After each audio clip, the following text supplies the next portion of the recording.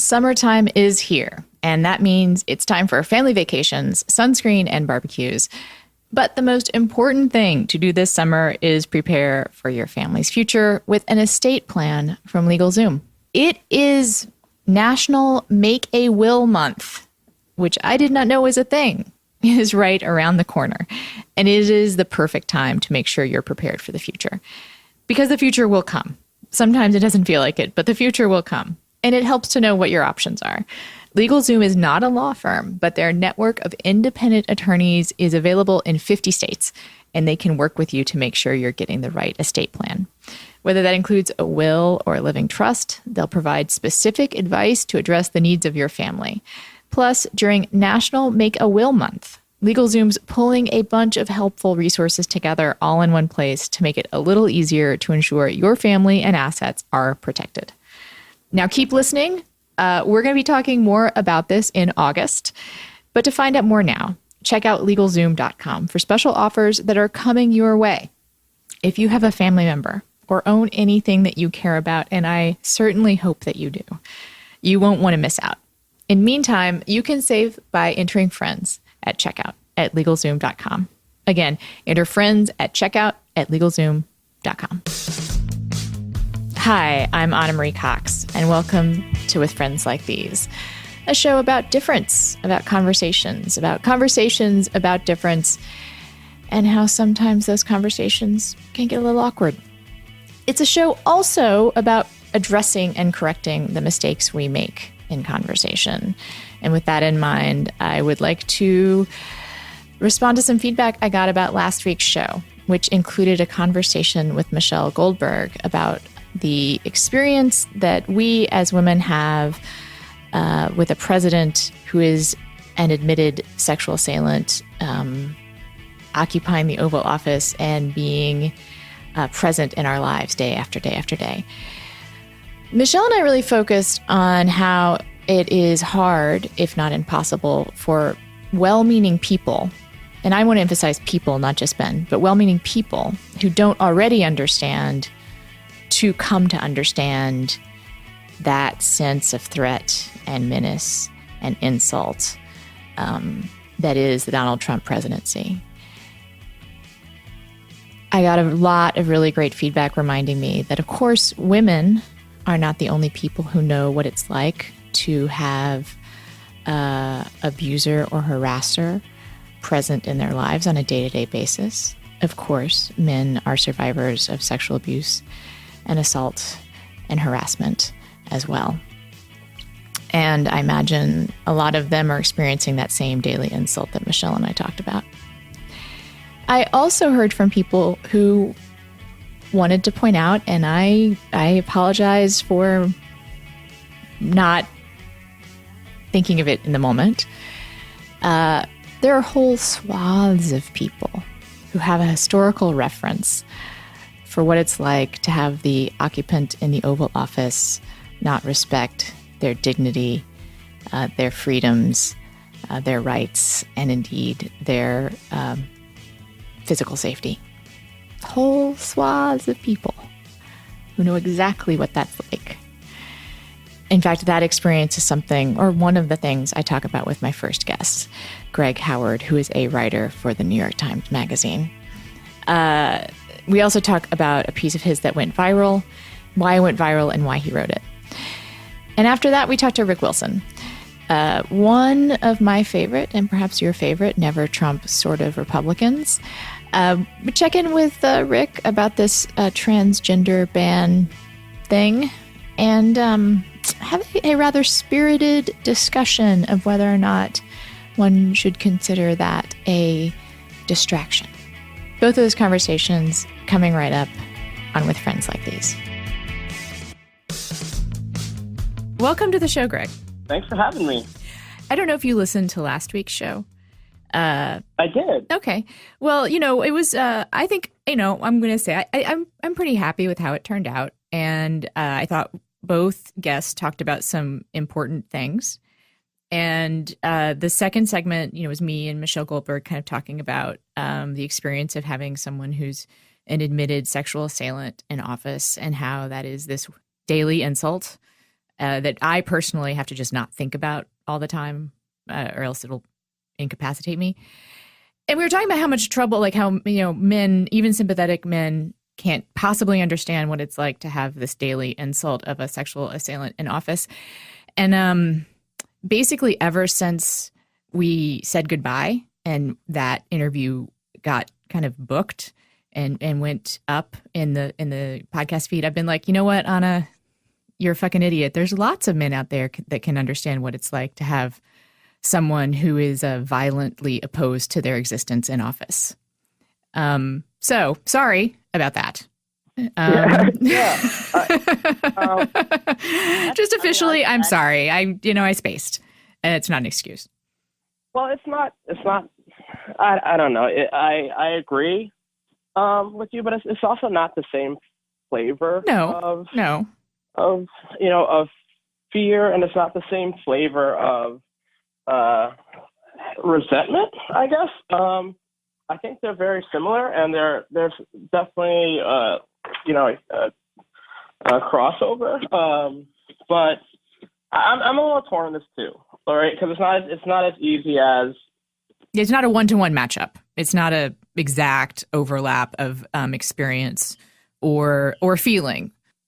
So I think there's a level of like resentment for women specifically, and hatred for women that is different than hatred for people of color, but and men of color, I think, which I think is something I kind of touch on in my story with white women walking as well, that I guess we can get into more. But for the most part, for the idea that the person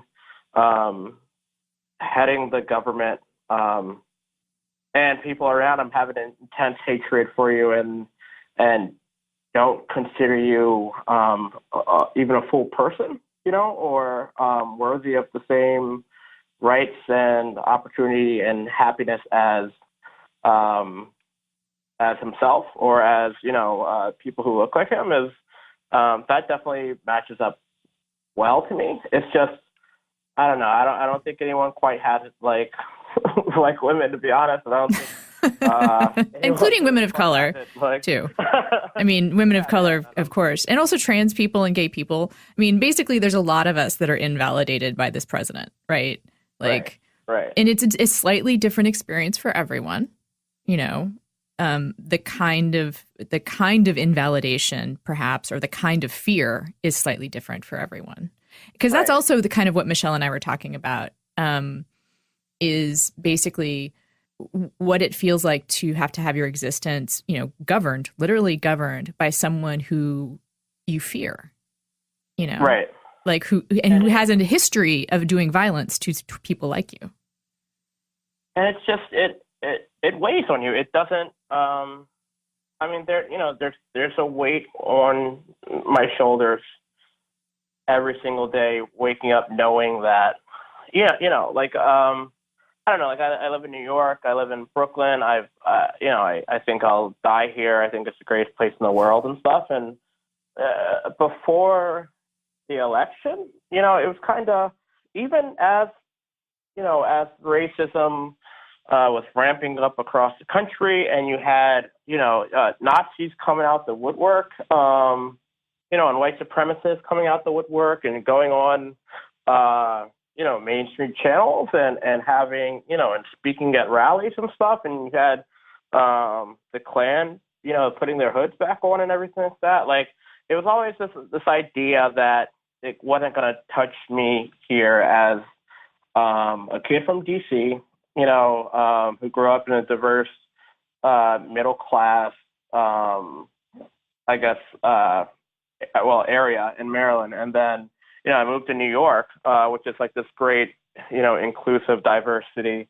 You never really thought that it would touch me. And then when there was a white supremacist who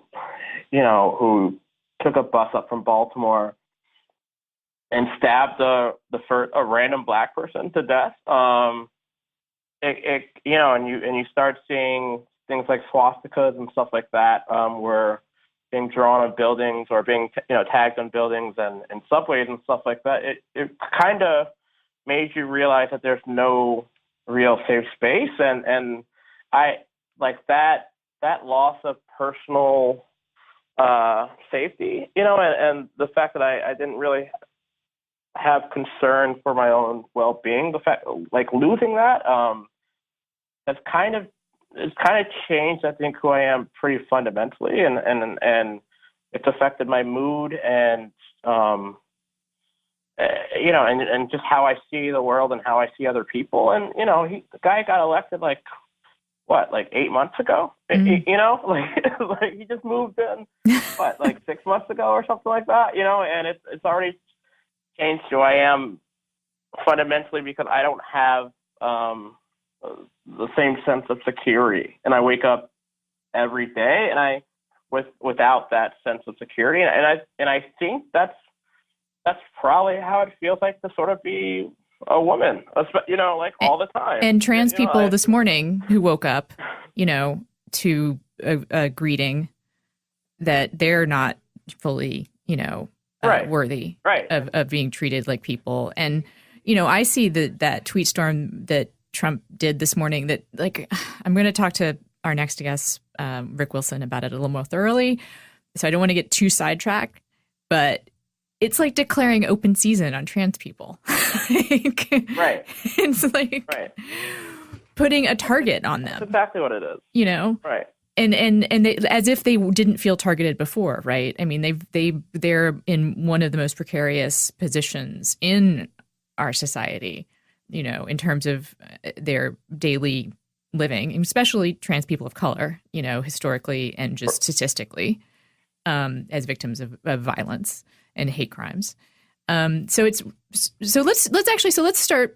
I think we've pinpointed something that's a shared experience of sorts, right? Which is that there's an unprecedented number of people living under this president who feel on a day-to-day basis like their safety has been threatened in some way, some more specifically than others, right? And because Latinos are literally also living in fear right now, right? And they have armed and uniformed people coming after them with instructions to do so, whereas armed and uniformed people are coming after Black people, but not without so much specific instruction. Anyway, and women also are feeling this, again, perhaps without specific instruction. Although we could talk about some of the misogyny that happens in the White House too. But your piece in the Times that talked about a place where these experiences definitely diverge, right? Sort of literally. Do you want to just share what you wrote about, and then let's talk about the controversy and conversation that happened? Yeah, well, we put together our race-related newsletter that goes out every week. New York Times tries to tackle different issues within race from different angles, and so what I thought would be a really enjoyable project when it popped up in our pitch meeting was the question of, was that racist? And we all had, and it's a lot of people of color in the group, and we all, had different experiences where, we don't know, we didn't know if it was racist or not. My colleague, John Eligo, he went to a Mexican restaurant on Mother's Day, and he wasn't given tortilla chips and salsa. And then his server, I believe, she told him that they didn't have any tortilla chips and salsa, and or that they ran out. And then but everyone else the kitchen and they're coming out back, and everyone else, and so and it was I kind of chuckled at that, because it's a question that, like, is that racist? I don't know. That's weird, But for me, I guess it was a little bit more serious, and that it's something that happens to me, every day, multiple times a day, and it's when when you're walking in New York and there are crowded sidewalks and crowded underpasses and stuff like that, everyone's kind of pressed together. I think that there's general etiquette about, how you go along moving through crowds and stuff. And they're unspoken. I think everyone kind of gives way for everyone else, and that's, I call it acknowledging you. And, that might be stepping to the side or even like, shifting your body weight onto your one foot or the other, or turning your shoulders slightly so that, two people who are moving get through the same space. What I've noticed for years is that when I'm in a tight space and walking towards someone, white women generally remain broad-shouldered and walk through me, expecting that I will always give way to them. No people of color do this. White men don't do it, and it's not all white women, but whenever it does happen, it's white women. But sometimes I have to actually physically step off the sidewalk because a woman refuses to, I guess, to give way with me, and they invade my personal space, and it's something that jars me every single time because you realize that there's some some unspoken rules have been broken, right, about walking among other people and walking along the sidewalk. And I think the chief among them is that you make it easier for other people when you guys are in closed spaces, right? And what I've observed over my 7 years living here is that whenever those rules are broken and whenever my personal space is invaded to the point where I have to completely reroute or step off a sidewalk, which makes me the most furious for all that entails, or something like that. It's always a white woman, and I was I wrote an article about why. Why is it always a white woman? Is that racist? Am I being crazy? And also why do I feel obligated to be the one to always give way, always step off the sidewalk? Because when I talk to so many people, not black men, but black and brown women, typically they say, no, we're just going to keep walking. And if they don't want to get out of our way, then we're going to bump, and I feel really, really allergic to any kind of physical contact with white women I don't know. Well, that seems, that historically has been does not end well for black men, let's say, right? Right, yeah. So, yeah, and I'm sorry, go ahead. Well, I was going to say, I talked to a friend of mine who's a black man who had a kind of parallel story about how he is always aware when he is walking at night, usually, and there's a white woman on the sidewalk, he will cross the sidewalk to not follow that person and to avoid her because he knows the implicit threat that he might face. And he's tired of and he basically, it's not that he's acknowledged, it's not he's saying, yes, I am threatening. He just doesn't want to deal with that potential dynamic. This is actually really interesting. What I do, I won't cross the sidewalk, but I'll speed up and pass the woman. I'll give her wide berth and pass the white woman. Right. So that she can see me, so that she knows that I'm not lurking behind her or anything like that. That she understands that it's safe. I'll be loud. I might whistle, if I'm listening to music or something like that. It's a thing, and it's because you don't. I guess you don't want to deal with that, but also I think beyond that, it's there is I think you're learned that a white woman is justified in fearing you, and it's something that I think is drilled into black men's heads and from an early age. Right. And so there's a part of me that wants to just dig into your experience on this, right? Because explore these two, what seem like on the surface, diametrically opposed experiences, right? Like the experience of a white woman needing to avoid her and make her feel safe, and then the experience of the white woman barging in through your space. And I want to dig in and like try and figure out like if we can reconcile those impulses and like what's going on there. And then there's a part of me that wants to just talk about how like you got ganged up on by the right-wing media for this. So I've got nothing but time. So true story, Third Love is a sponsor of the show. And this week I actually did a little unintentional advertising for them because my Third Love bra strap was showing on national TV. And it was a Third Love bra strap. And if you actually are a Third Love customer, you might have noticed that because it has this like extra thick sort of padding to it for those of us that need extra thick padding on the shoulders. And I actually love that bra, which is why I wore it, even though it wasn't quite the right bra for the shirt. What I really need is a racer back bra. Unfortunately, I actually looked for a racer back bra on Third Love, and they're sold out of the size and color that I wanted. But I have them going to contact me when they get it, because I actually am a Third Love customer, and I was before the show.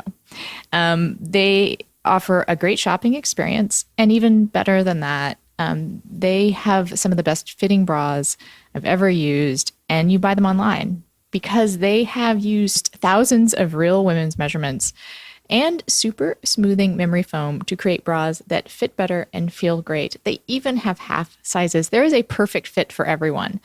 And you can find yours in just seconds by answering some simple questions on their Third Love Fit Finder. You can also try one of their best-selling bras free for 30 days. You just pay for shipping up front, and you get one of their signature 24/7 bras. You can cut the tag off. You can see how easily it fits you and fits into your life. You can wash it. You can wear it. You might forget that it's on, although I'll be totally transparent. I don't think there's a bra in the world that anyone can really forget they have on, but you can still love your bra. And if your Third Love bra isn't your favorite, you can return it or exchange it for free. Again, I'm an actual customer. I have multiple Third Love bras. I am going to be ordering a more suitable racer back bra as soon as they're available in the size and color I want. And you can order your bra at thirdlove.com/friends. Go there now to find your perfect fitting bra. Try it for 30 days. That's thirdlove.com/friends and try your new favorite bra for free. thirdlove.com/friends. What I want to point out is that I think the proper, thoughtful response to your piece, even if one doesn't agree with it or doesn't have the same experience, is, well, let's figure this out, right? Like, I haven't noticed this before. I want to know more about it. I want to know about your experience. I want to know about the experience of other people of color, right? Like, right.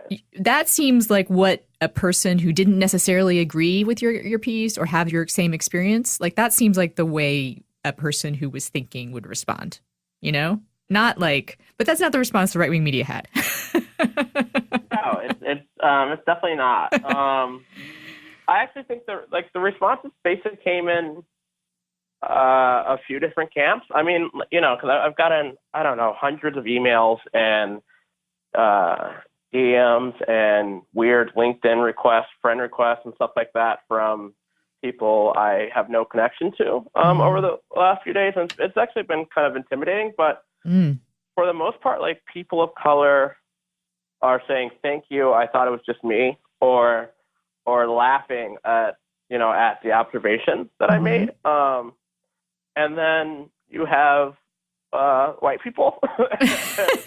And then there are the white people. Yes, that's always the other half of the story. Right.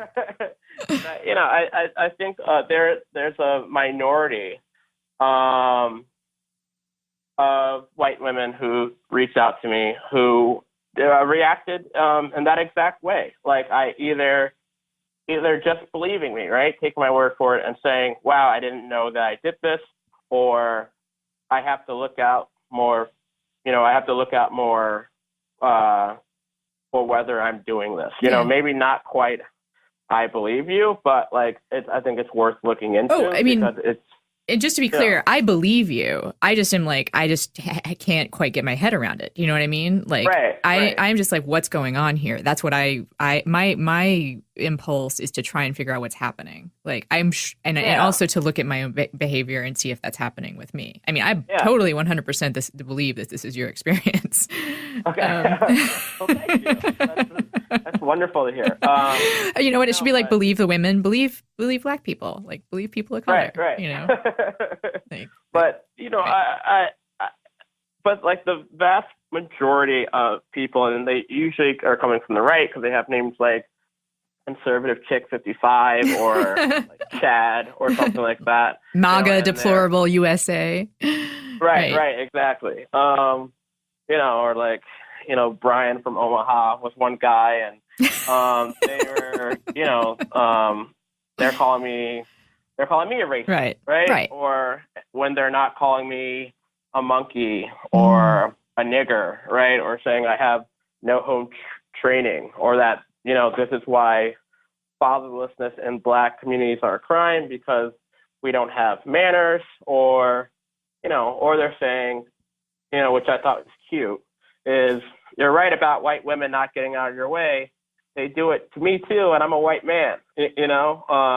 But, and the vast majority of things that, like, I think right conservative organs like Fox and Breitbart and stuff have latched onto more than anything else is that they're saying that I'm attacking white women, you know, and they're not even engaging with what my observation or critique is.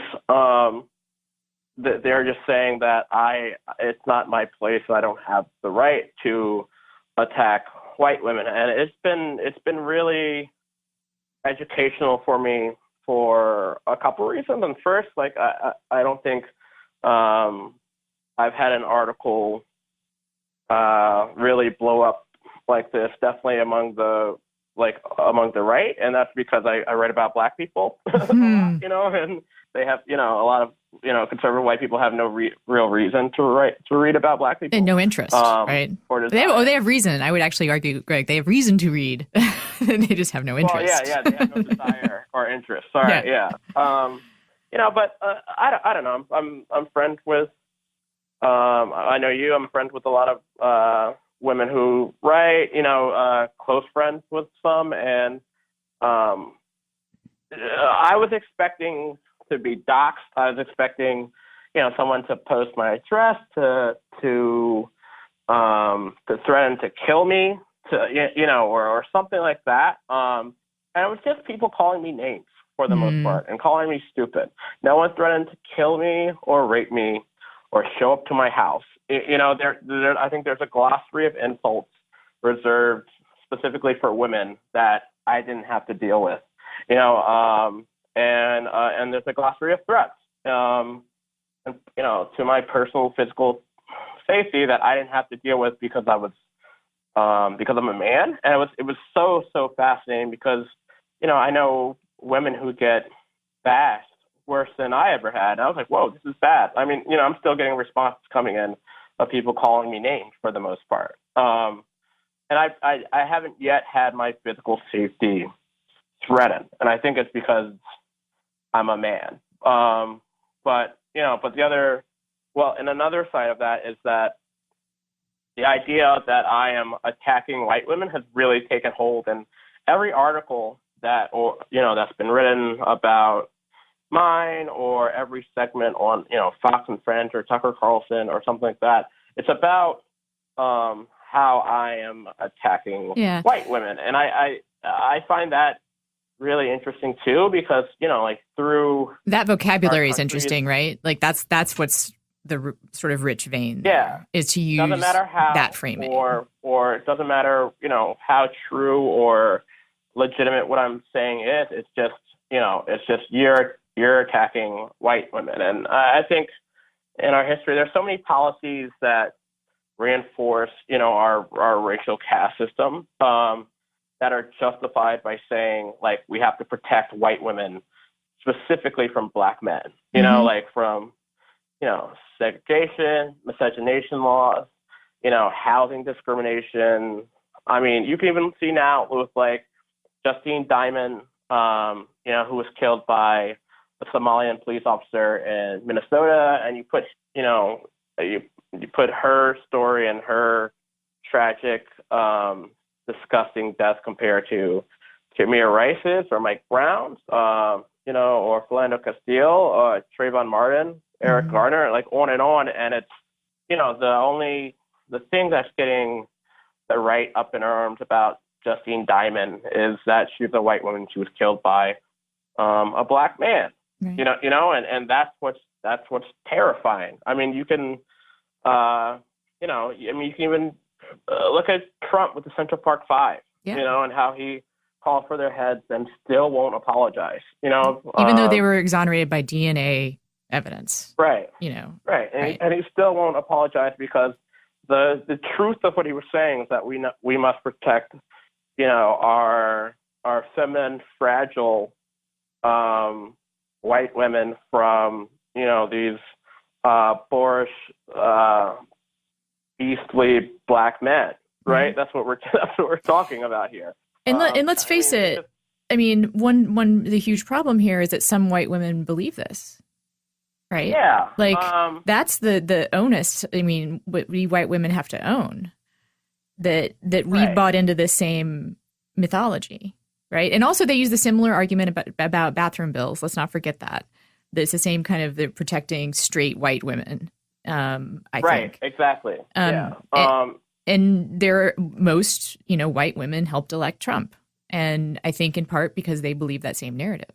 And that's what really, that's what really gets to me, right? Because like when you're talking about, how your friend crosses the street or something like that, or that, I speed up and pass a woman so I'm visible to her, especially when it's dark out and I like make myself louder and everything like that, it kind of all funnels into the same thing and all this acknowledgement that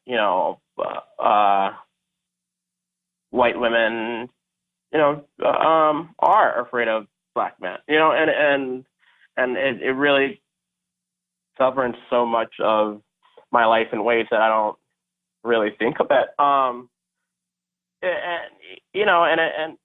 And once you get into like stuff like public spaces and personal space, it takes on like a weird grotesque form that results in me stepping off the sidewalk completely rather than coming into contact with a woman, with a white woman. Like, why is the sidewalk more yours and mine if we can both sort of, shimmy to one side and go on our way without ever thinking about it? Why do you feel that it's my prerogative to step off the sidewalk or step to one side, or that it's the onus on me to get out of the way? It gets really worrisome. Yeah, well, because ultimately, a government is about protecting people's bodies, right? Like, that is why we have civilization. And public spaces are where those bodies interact, and that's why some of the most vicious fights in history, and in American history specifically, are over the use of public space and over the use of whose bodies matter, whose bodies are worth protecting, Right. And I mean, I guess part of me feels like I want to say I think it was very brave of you to write this piece. And I want to thank you for writing it. You. And I do thank you for writing it. I mean, we say this show is about uncomfortable conversations. Like this is a hell of a fucking uncomfortable conversation to have, right? Although I think you and I are having it okay, but sort of the general idea of white women needing to own some responsibility for their actions and how they treat black men in public spaces, like that's hard. It's I'll tell you, I mean, my back goes up a little bit because I'm so used to thinking of needing to protect my body, right? I don't think it's from black men specifically, but I'll confess, implicit bias is a thing, right? Yeah. And I may be doing what you're talking about. I mean, what bothers me, and like, I mean, I think the crux of this whole thing, right? The crux of like racism, right? Is that like I'm first of all, I'm small. I don't know how to fight. You know, like, but beyond that, I think I'm like a pretty nice You're non-threatening guy. physically, kind of. I mean, let's face it, right? Yeah, like, yeah. I'm not threatening, right? Yeah. I mean, I grew up basically. You're a nerd in a diverse area. Yeah, you know. I mean, I played soccer my whole life, and I was a teenager, I think, before I had, you know, like non-white kids on my team. You know, I went to an all-white college. I have many, many great white friends. You know, outside of that, I'm smart. You know, I have multiple degrees. I'm like, you work at one of the most prestigious jobs in the country for a writer. Yeah, and it doesn't fucking matter, right? it just doesn't matter. None of the circumstances of my life matter. Right. It doesn't matter how much money I have, right? It doesn't matter how well intentioned I am and how much taxes I pay or anything like that. Like if a cop pulls me over or stops me, I could be in great danger, right? Like if I bump a rude white lady on the sidewalk, who believes my personal space is more hers than mine, I could be in danger, right? Like, and it could be justified by the fact that I'm a black man. It's like, no, you can't say he's a black man, but he's got a cool job. You know, he's a black man, but you know, his best friend's a white dude. You can't none of that matters. And you know, all that matters is that I'm a black man, and so, you know, things can happen to me, and it'll be justified by the fact that I am a danger, and possibly a danger to white women specifically, you know, and for me, like, the flip side of that is that I know that all black women have to deal with this, and I had to when I had an afro and dreadlocks a few years ago. You know, I had dreadlocks for like 6 or 7 years. Is like white people, but white women specifically, like, would invade my personal space and touch my hair, often without even asking. That is just the weirdest thing to me, I have to say. Like, I know it happens all the time, and I'm just, yeah, every single day it happens, every single day, and it's, I mean, because I don't know, because you're worth less. Like, I mean, that's the message it sends, and that's why, like, I mean, so that's why I feel like this is such a great follow up to the last week's show about the Trump presidency being a daily insult. Is that we all have to watch out about what our daily insults are to other people, you know? Right. And like, white women gotta own it, right? Like, right. We can have that same power, not the same power as the president of the United States, right? Of course, like, it's different, but we have it within our power to make other people feel small and feel not worth the same rights we have, and not worth the space that we get. And we gotta watch it, you know? That will make a difference. I think I want to say just one thing, which I do think that people who are listening, it will make a difference if you personally try to, you know, monitor this behavior and be aware of it.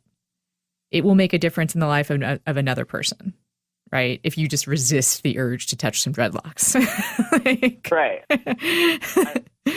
I mean, to me, it feeds into everything. Like, there's such, I don't know, if on Twitter and stuff like that, you can see, especially with black women, there's so many people, so many black women who saying, you know, don't touch my fucking hair, don't touch my head, don't touch me. And you know, I think about this all the time, Anna, because, like, you know, invading someone's personal space is like one of the most, you know, tender, caring, like, trusting things you can do, right? Like reaching down and touching someone's hair, or playing with someone's hair, like picking lint off their clothes, you know, or kissing them or something, like, walking, arm in arm or hand in hand. Like, it's an agreement, and you're allowing someone in, right? Like, it's like allowing someone into your home. When someone would reach out and touch my hair, or, walk towards me on the sidewalk and force me to one side, and invade my personal space that way, like, it's an invasion. Like, I mean, it feels like a home invasion or something like that, like the space that was mine and that is so important to me that I believe that I have alone, I realize is no longer mine. And that's I think that's what so many Black people know to be true, and what so many minorities know to be true, is that, like, your body necessarily isn't necessarily yours, depending on where you are and who you're around, and if you're in a public space, your body might not necessarily be yours. If you're have an interaction with the government or law enforcement, your personal space, your body, your personal health, that's not really yours. How you come out of that is not really up to you. And so you already had that, and that was always there. And then with Trump, when you see so many white people who would maybe want to do my harm, or maybe think that I'm subhuman or something like that, but didn't have the balls to, when Obama was the president, or Bush was the president, or any time in their life now, when you see them, just the rash of racist events across the country, you see, Jeff Beauregard Sessions as the Attorney General, you realize that whatever confidence and personal safety that you might have had, that's shrunk as well. And it's a very unique feeling, and it's something that it's a new type of fear that I've never felt ever before. And the fact that anyone could physically harm me at any time, or that there's no real safe space for me anymore, that, like, that's open season. And I want to I want to just interrupt, because I think you're making a great point, but I want to bring it back to there is a Venn diagram here, right? Like, right, where other kinds of people are feeling similar things. And again, I'll just stress everyone's experience is slightly different, but Muslims, right, Latinos, LGBTQ people, women, we are all having this kind of unprecedented experience right, of feeling our physical safety in danger in a way that we haven't been as consciously aware of before. Now, I will say, right, all of those groups of people have had awareness about their physical safety in other ways, right? Like, let's not discount the historic oppression and violence. But this particular president, at this particular historical moment, to have the person who's sitting in the Oval Office in various ways give signals to his followers that these people's lives and physical beings are not worthy of respect, and in fact are not the same kind, they don't exist on the same plane with the same level of humanity as they do. Right. That's different, at least for the modern era, Yeah, and this is fascinating to me too, right? Like, everyone, the jury's out on Donald Trump. It's been out on Donald Trump for decades, right? He's scum of the earth, right? Like, everyone knows that. There's nothing you could say about Donald Trump. There's nothing bad you could say about Donald Trump that's probably not true, right? Like, at all, right? But, like, the saving grace, if there was one, was that he just doesn't give a damn about anything that isn't directly in front of his face, right? And so, like, I got kind of excited when he was like, transgender bathrooms, or trans people using whatever bathroom they want. I don't give a damn. Like, Right. he's not interacting with trans people. And I was like, this is awesome. And how he doesn't he doesn't care about gay marriage because he's not gay. Right. He doesn't care about that. He doesn't care about gay people. And you kind of saw some weird. There was hope in that in some ways, but two things that he does hate, groups of people that he does care about and he does hate, are women and people of color, Yeah. right? Like, I mean, his whole life, like the Nixon Justice Department sued him and his father for housing discrimination. I think in the 70s. Yep. Yeah. There is a long line, everyone knows exactly how Donald Trump feels about women, from his wives and daughters to everyone, and I think that's different because that if nothing else happens, he's going to try to harm women, and he's going to try to actively harm people of color, and that to me is the scariest thing. Is if you say, yeah, of course he doesn't actually care about anything, but he does care about women, and he does care about people of color, and it's not good. He's not going to lose sight of that, and how he staffed up,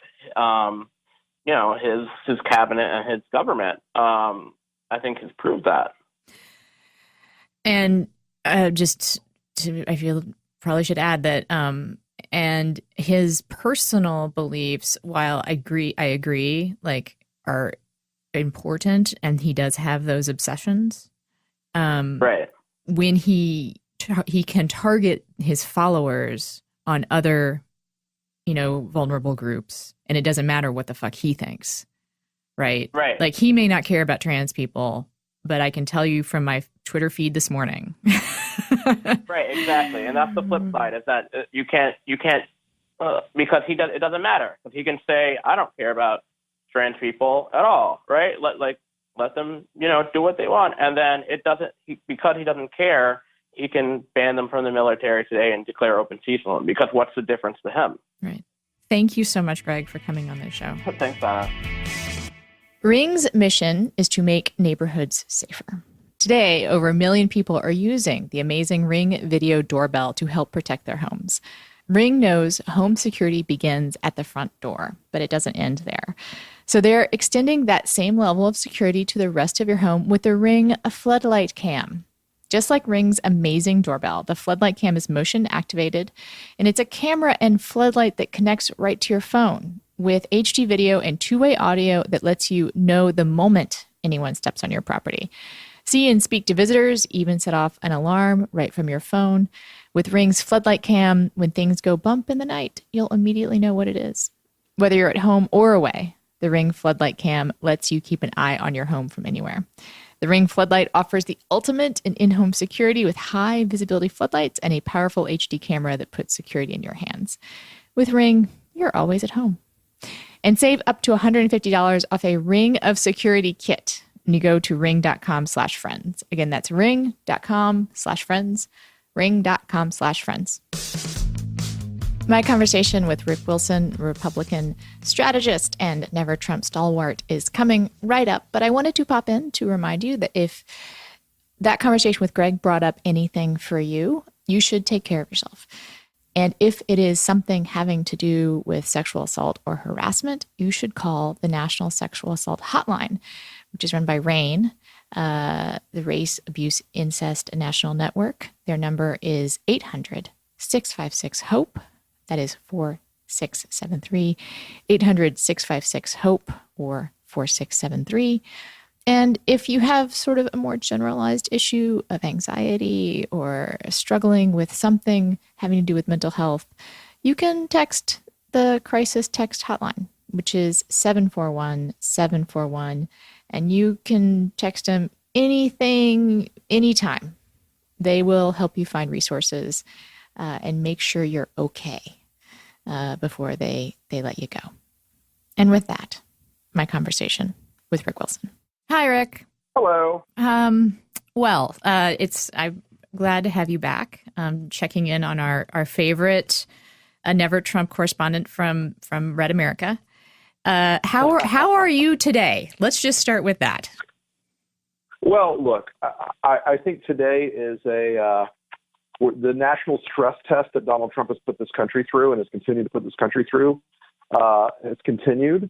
I think today's announcement of this LGBT transgender ban at the Pentagon is absolutely the work of Steve Bannon and Steve Miller and Anthony Scaramucci trying to get people off the fact that Trump's had a pretty disastrous week on the Russia front, and that healthcare is about to give the Democrats a sword to fight the election of 2018 with. It's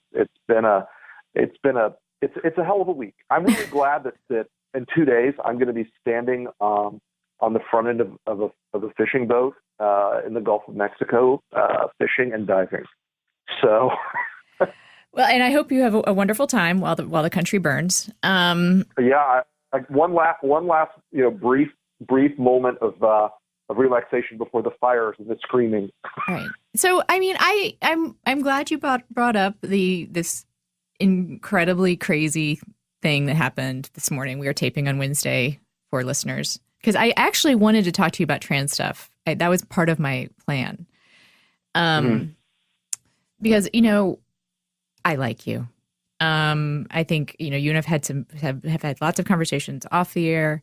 I think I see some parallel, if not overlapping, values. Of course, I appreciate your humor and incisive insights into Trump.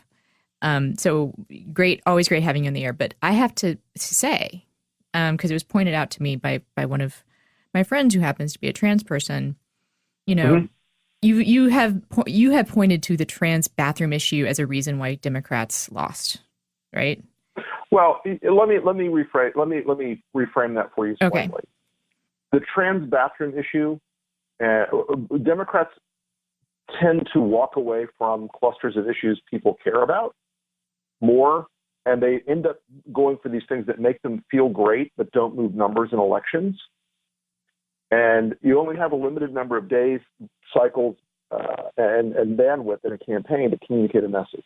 Mm. And just in raw, hard fact and polling, no one cares about trans bathrooms as a driving issue. If I poll it and ask a panel of 20 questions, what's your most important issue?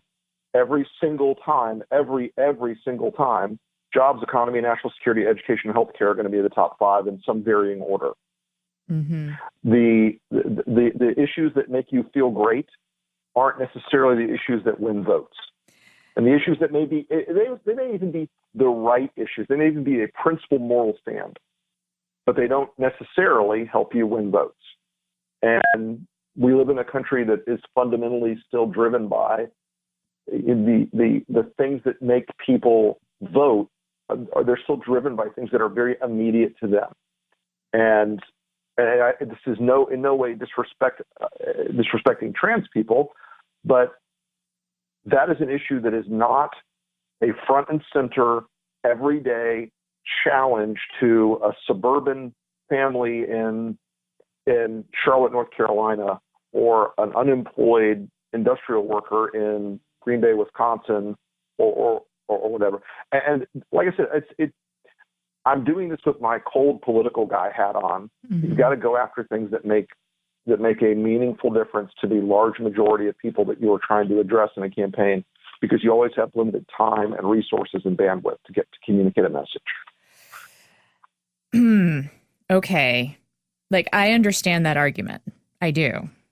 But it also feels like, you have to talk about your principles at some point, and if one of your principles is equality and safety of people who are in vulnerable, populations and their well-being and how they're treated by their government and by their employers and their communities. I mean, that seems like an important point, and I'm not arguing that it's unimportant, and I'm not arguing that the issue doesn't exist by any means. Right, and also let's be clear. Also, it is the conservatives who made this an issue.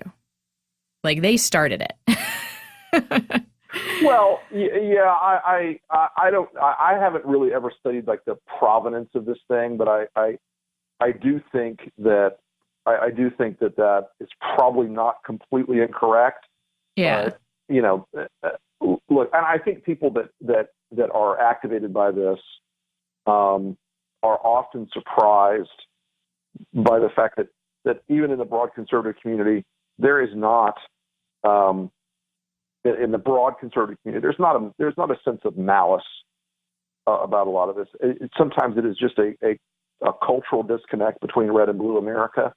But if I've got my political guy hat on, and I'm talking about what wins an election, if I was a Democrat running in North Carolina, you know what I'd rather be talking about? If the job situation. Well, I'd rather be talking about. Well, of course, that those are better issue spaces for Democrats to win in. But while people are in danger, like, you can't do that. I mean, like, it's sort of, I'd rather not talk about the house on fire, but the house is on fire, and bathrooms matter, public spaces matter. And also, I mean, and let's face it, like, this is sort of, I mean, maybe you just are going to have to disagree about this, which is that I fully accept that that Trump's incredible, and I do mean that kind of almost literally, right? Like, I almost can't believe it. The actual meaning of incredible. The actual meaning of incredible rant this morning was clearly written by someone else, by the way, because it wasn't a rant. If it was a rant, it would have been written by him. It felt very Steve Bannon to me. Right. Yes. And that thank you at the end, right? Like, that was not Trump. I get the political analysis that is cover for something, in part because it's just policy does not work that way. And there is someone in the White House who realizes that policy doesn't work that way, right? And also remember, they did this decision while Jim Mattis is on the one vacation he takes a year. Yeah. I didn't even know that. Yes. So even more so, I see this as almost transparently a purely political ploy to. Well, my long Defense Department stuff. Right. I emailed with a friend this morning who we knew each other when I was a brand new guy at the Pentagon, and he was a young dumbass first lieutenant, and someone who's got 3 stars now. So we're all growing up. But I emailed him this morning, and his response was he goes, off the record, F this guy, because in 1948 on the same day, Truman integrated the military service. He was, we were going to make this work. It wasn't going to be easy or fun for everybody, but we were going to make it work because we always make it work. Mm-hmm. The military leads on these issues. They do. Yeah. They can show the rest of the country how to do it if they want to. Yeah. And look, if you go back right now and look in 1948, I assure you can find a lot of Southern and frankly upper Midwestern legislators who were basically saying, these Negroes cannot possibly serve in our armed forces. It will cause great disruption, and we can never, ever, ever accommodate it. It will never work. Right. And they would probably have numbers to back it up on some level, right? They'd probably be able to cite some kind of made up budget. And here's the thing, and I don't mean this as a slight to trans people, but honest to God, the numbers we're talking about here are de minimis. Okay, we are not talking about hundreds of thousands or tens of thousands or probably even thousands of cases a year. We're probably talking about a couple of hundred cases a year, from what I understand. And look, the Defense Department's a big organization. It's 2.45 million people, civilian and military. It's a big organization. These numbers are a drop in the bucket of the overall pool of possible recruits. But listen, there is steam coming out of my ears, Rick. Like, literally, look, now I'm saying that it's I know it, but like, it doesn't matter. Like, if it's only a small fraction of the society being persecuted. You're missing my point. Okay. The argument by the White House that this is super disruptive. Oh, right. Okay. Destroy our I didn't know where you're going. And blah, okay. blah, blah. It's bullshit. That is bullshit. Yes. Okay, good. I thought you were going in a different direction. Here's my sort of libertarian position on it. I have a general sense that I don't want the government making a set of moral decisions through whatever the moral posture du jour of the administration is, and saying, you know, we're going to accomplish X or Y goal because it makes our base feel good, when it's something as consequential as our national defense. Listen, if there's a trans person of either direction who wants to go, who speaks Farsi or speaks Dari or Pashto, fuck yeah, put them in, get them going, get to work. If they want to serve the country, I don't think we should turn down competent people. You know, if there are things that we do as a country that national policy that's meant to basically be to basically exclude people who otherwise have a set of desires and talents to serve their country, then, you know, we're probably doing something wrong. And look, I do not believe that being gay or being trans is some sort of moral choice that people make.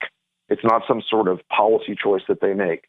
I do believe it's inherent in some you know, meaningful way, and they're not American citizens at that point, just because they're in that category. Just because somebody is an evangelical Christian, they're not, you know, part of a category that should be denied, you know, a position because their beliefs, their behavior, or their lifestyle. It doesn't sit with me right. Mm-hmm. So again, but I think, you know, we're falling into the trap here of playing Bannon's game, of everybody having a hissy fit about this on left and right. You know, I see a lot of conservative writers today, and I'm such a bitch right now, including one who I know is in the closet, ranting and raving about what a great decision this is by the White House to finally teach those gays a lesson, and finally teach those LGBT people a lesson that we're not going to play their political correctness games. You know, but I think we're falling into a trap here. They want to have this cultural civil war. They want to divide the country. Look, on a lot of big Well, issues, you know, but here's the thing. Like, what I would say is that, you know, it does take two sides to have a civil war, right?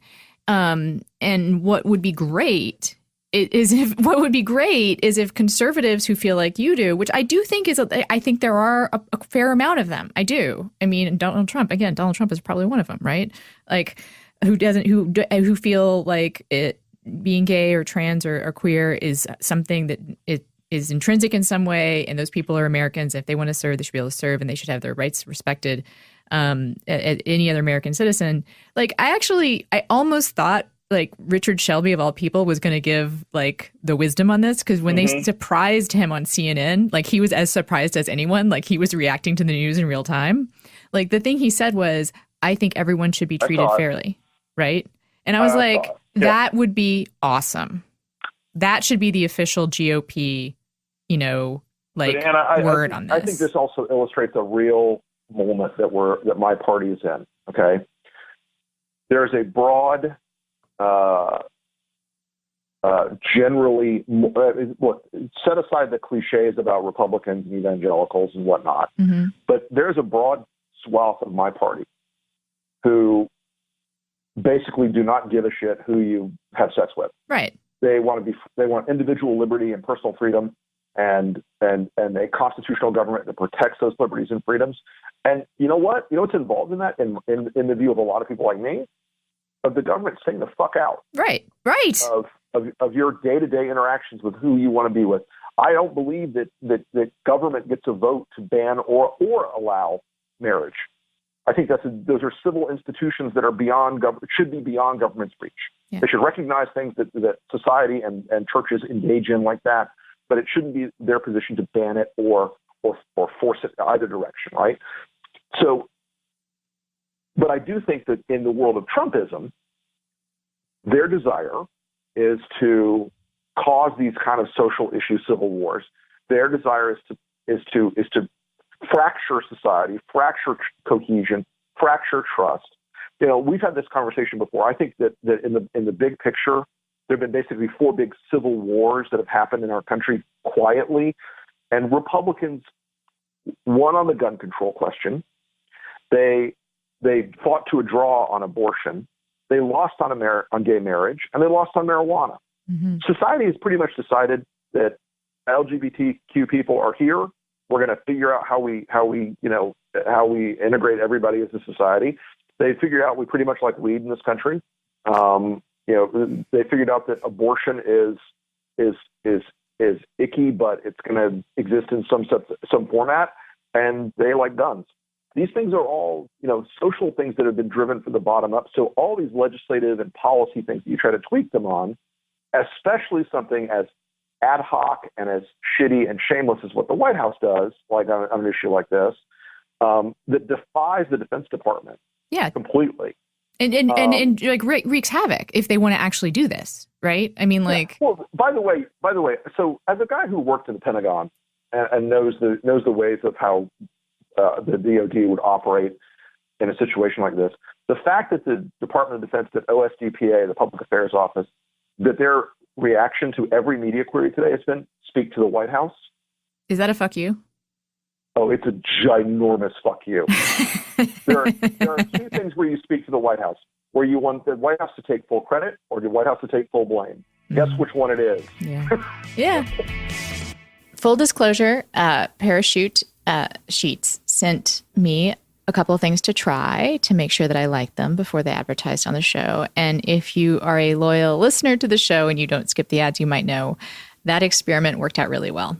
Not only did I fall in love with the sheets, but my husband did too. And in fact, we ordered more of them beyond the sample that we got. And we actually just also got their towels. The sheets are beautiful and comfortable. We ordered the linen ones, which you can really tell how soft they get with each wash. It's kind of amazing. They're already kind of like in favorite t-shirt softness category. They also are just really well designed.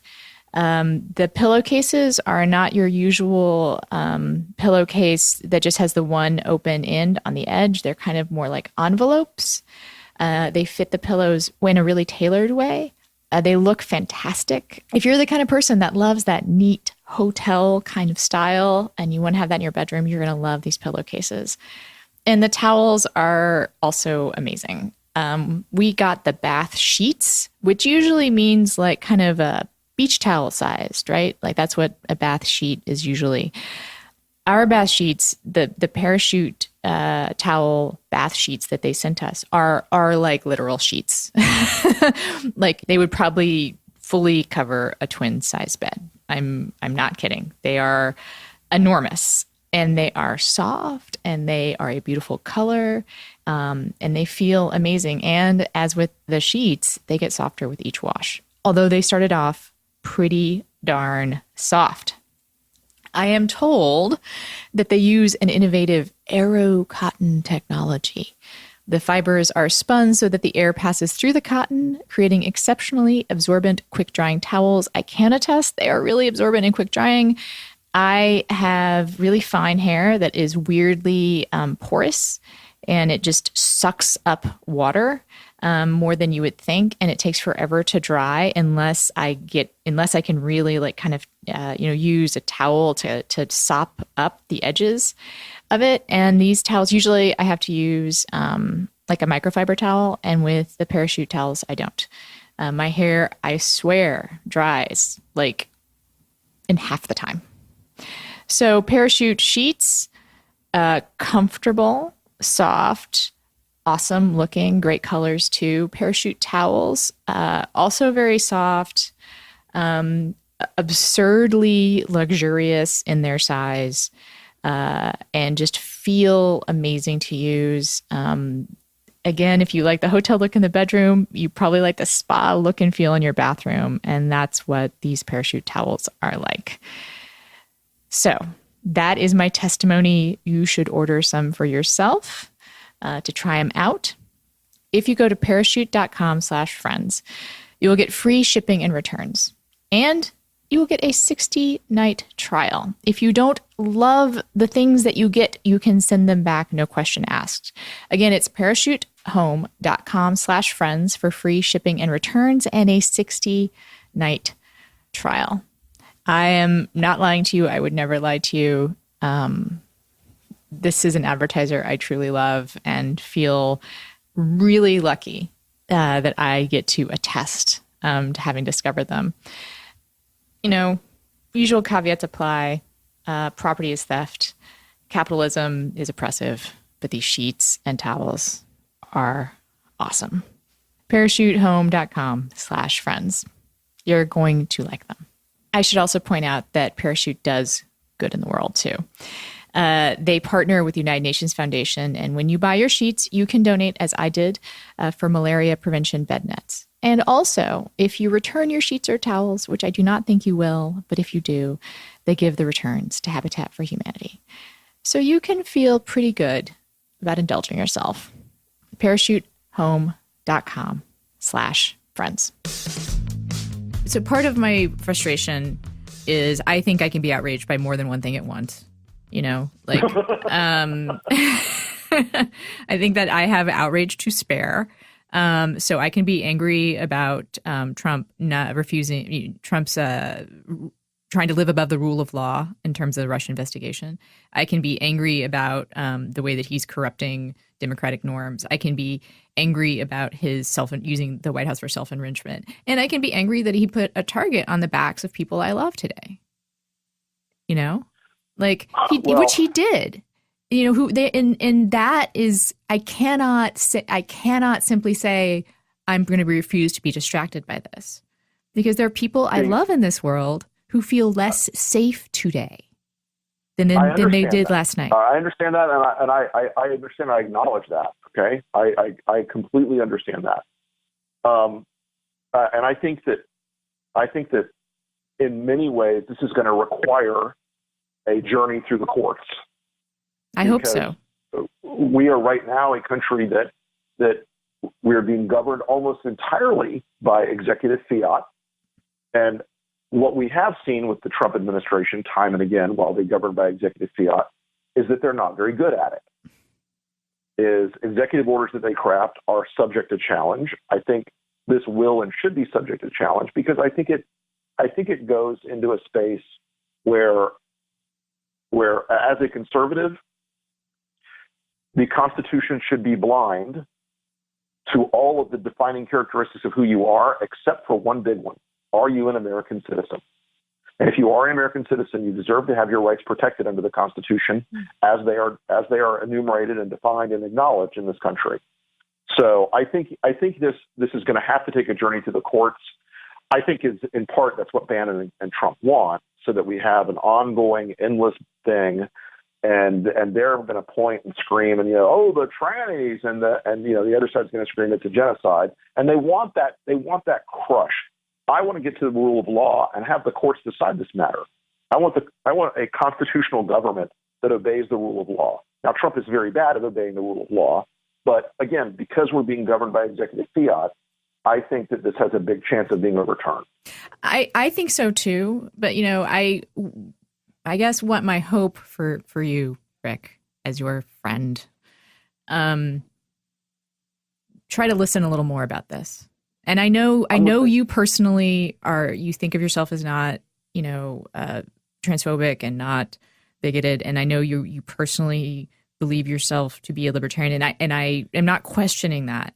But I do just want you to think a little about when you talk about this being a distraction. Again, it may be a small number of the population, but in America, right? Only thing should matter is that who you are. And I mean, nothing about in America, it should not matter, who you love and what your body looks like, right? Listen.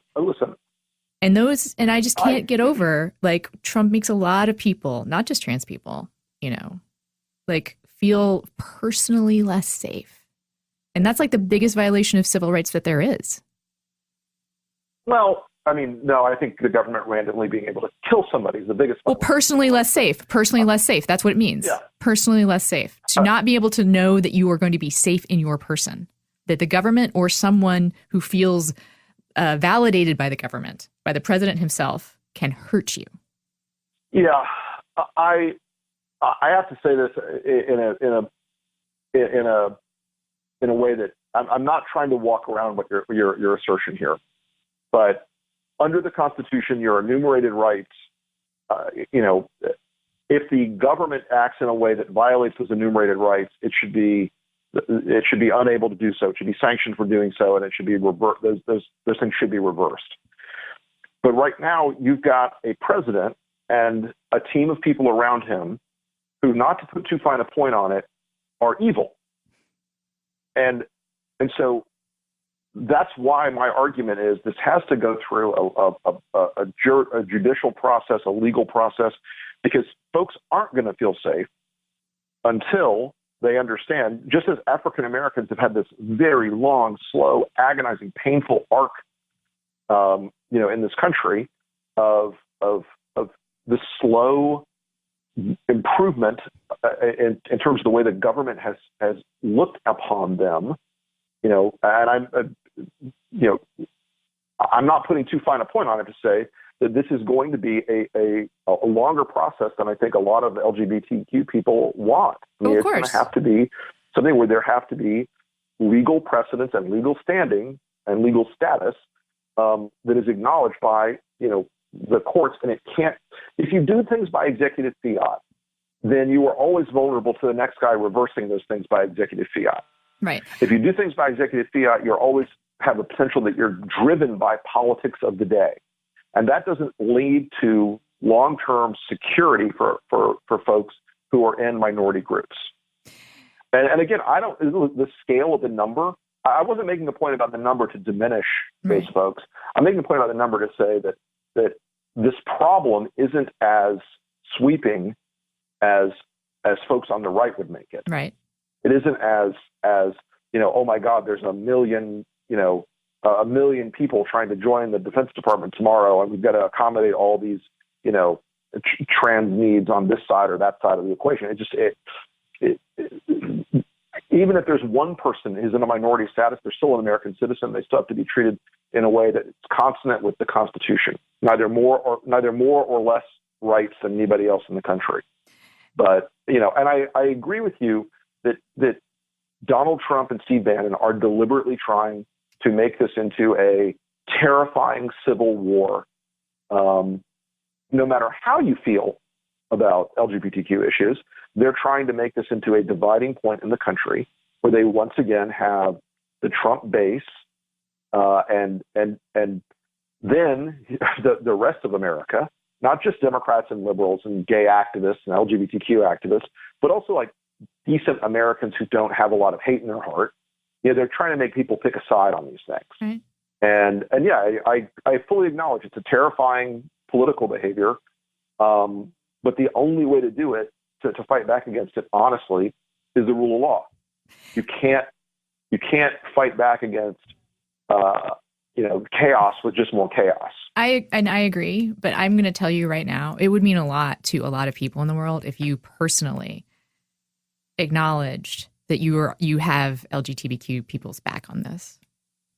Like, and if you personally acknowledge that you have their back on this, and if you think a little bit before you dismiss trans bathrooms issues, if you think a little bit before you talk about this being a distraction, because it's not a distraction for people who feel threatened today. And I know you're making and I'm actually just asking, like, as a friend, like a friend. So my trans friend, I'm not. Asked me, like, she was like, your friend Rick Wilson, it must be nice to be able to be friends with him and not feel, belittled by him when he makes dismissive statements about the trans bathroom issue. Like what you say matters in the world. And I remember, well, I don't know about that, but my position on it is, you have to separate the moral dimension of it, sure, and the political mechanics of it. And so the phrase dismissing it is not dismissing the issue as an issue, qua an issue. It is the understanding based on 30 years of experience in this ridiculous business that people vote on things that absolutely directly move them day to day emotionally, and that absolutely directly move them, in their pocketbooks and their feeling of personal security. And again, it's not dismissive when I say that for the vast majority of Americans, this is not a top of mind issue. That doesn't mean it's not important to people. It's just for the vast majority of Americans, it's just not there. It's just a political reality on the landscape. And frankly, a lot of people think of themselves as being pretty tolerant and pretty okay with LGBTQ people. And they think that if their personal behavior is okay, then that's as far as they need to take it. Now, that's an advocacy question for the LGBTQ community on how you move people that are in that broad middle to be more activists and to be more engaged. But that's a fundamental political question. And let me, on the subject of having people's backs, and believe me, I'm the last guy to do my black friend thing. I have a lot of LGBT friends, a lot. I have several family members. Okay, this is not something that is alien or bizarre to me, and but I'll also say this: if I see someone abusing a person for any reason, no matter who they are, I'm generally going to be the guy that wades in and gets out of the car, and tries to put a stop to it, and that would include the abuse of trans people. If I saw that happening, or if I saw that in a way, look, I'm a Southern guy, and I was raised in a environment where the need to do the right thing when people who are vulnerable or in a less fortunate position than you are in trouble or hurt or being hurt, you step in, you do something, you stand up. Now, obviously these are all hypothetical, but believe me, I'm a good guy to have at your back, and I would be in that case. I'm going to suggest that you keep an eye on the kind of abuses that are happening online today against trans people, and maybe stop your car and get out and say something then. And on that, we have to actually, you and I could probably talk about this more, but we probably could. I feel like I aired what I needed to air to you. I hope I listened to you, and I think in a lot of ways, we're in a broad sense of agreement on this in a lot of ways. I hope so. I think in my, I think I have a fairly consistent conservative ethos, and that ethos does not include abusing people in minority groups, and that includes standing up against people who do that. I do think this was, listen, it is a distraction. Let's acknowledge it's a distraction, but it's also a cruel distraction. It's meant to divide this country. It's meant to cause, this sort of civil war that they dreamed of every day since they started this process. So do your part and refuse to participate. That's what I would say. You trust me. Let me tell you, bigger than me. The squealing of the machine at the Department of Defense is loud and long. And I do have some faith. I have more faith in our military than Donald Trump does. That's for sure. And we're going to have to end it. Great conversation. Thank you. I'm sure we're going to be checking in with you again. Hopefully, I look forward to remaining a friend of the pod. Hopefully, we're still here when you get back from vacation. Yeah, right. God bless. And that's it for the show. If you want to follow up with either of the folks we had on, they are both on Twitter. Greg Howard is at GregHoward88. That's GregHoward88. And Rick Wilson is the Rick Wilson. We, as a show, are also on Twitter at crooked_friends. And if you have thoughts that are over 140 characters, you can email us at withfriendslikepod@gmail.com. We are collecting stories and suggestions and questions for a sex ed show, if you want to send something along those lines. But we're also interested in hearing from trans people these days. I mean, always. but specifically for a show we're doing next week about this trans ban, order, directive, whatever it turns out to be. Trans voices are often missing from the debate about trans issues. And I would like to help remedy that myself. I encourage you to as well. Please seek out actual trans people to get their opinions and insights and the richness of their experience when it comes to this debate. A couple of my favorite people to follow on Twitter are Parker Malloy. She's been on the show. I also love Janet Mock and Sarah McBride, who is a spokesperson for the Human Rights Campaign. But just start looking for those voices. Thank God they are being elevated right now. You can find the stories of trans people who are veterans and who are actively serving the military, and those are some of the best testimonies I have ever seen for any kind of civil rights issue, in part because some of them are cursing because they're, as one of them said, motherfucking Marines. That is actually my favorite quote of the week. I've never identified as trans. I'm a motherfucking Marine. Let that guy keep serving, right? But that's it. We got through another week, guys. Thank you. Thank you for making it through the show. And thank you for making it through another week.